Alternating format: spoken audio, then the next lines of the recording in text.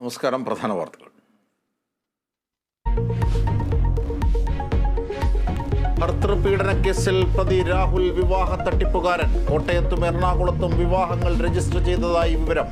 മുൻ വിവാഹങ്ങളുടെ വിവരം മറച്ചുവെച്ചുവെന്ന് നവവധുവിന്റെ പിതാവ്.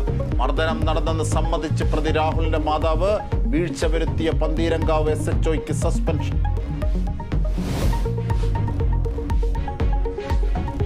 സംസ്ഥാനത്ത് ഡ്രൈവിംഗ് സ്കൂളുകൾ നടത്തിവന്ന സമരം പിൻവലിച്ചു. തീരുമാനം ഗതാഗത മന്ത്രിയുമായി നടത്തിയ ചർച്ചയ്ക്ക് പിന്നാലെ സമരസമിതിയുടെ ആവശ്യങ്ങൾ അംഗീകരിച്ചു. നാളെ മുതൽ ഡ്രൈവിംഗ് ടെസ്റ്റ് പുനരാരംഭിക്കും. സംസ്ഥാനത്ത് വീണ്ടും അമീബിക് മസ്തിഷ്ക ജ്വരം.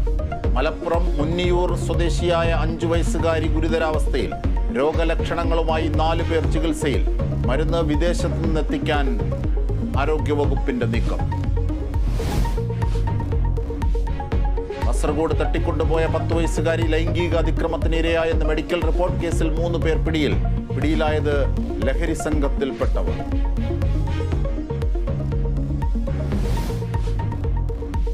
തിരുവനന്തപുരം അമ്പൂരിയിൽ ഗുണ്ടാക്രമണം. കൺസ്യൂമർ ഫെഡ് ജീവനക്കാരിയെ ഉൾപ്പെടെ നടു റോഡിൽ മർദ്ദിച്ചു. 17കാരൻ കസ്റ്റഡിയിൽ. സംസ്ഥാനത്ത് ഗുണ്ടകളെ പിടികൂടാൻ വ്യാപക പരിശോധന. സംസ്ഥാനം ഗുണ്ടകളുടെ നിയന്ത്രണത്തിലെന്ന് പ്രതിപക്ഷ നേതാവ്.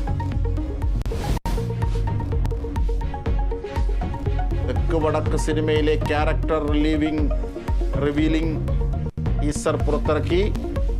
വ്യത്യസ്ത ലുക്കിൽ വിനായകനും സുരാജ് വെഞ്ഞാറമൂടും. പ്രേംശങ്കർ സംവിധാനം ചെയ്യുന്ന സിനിമയുടെ ചിത്രീകരണം പൂർത്തിയായി.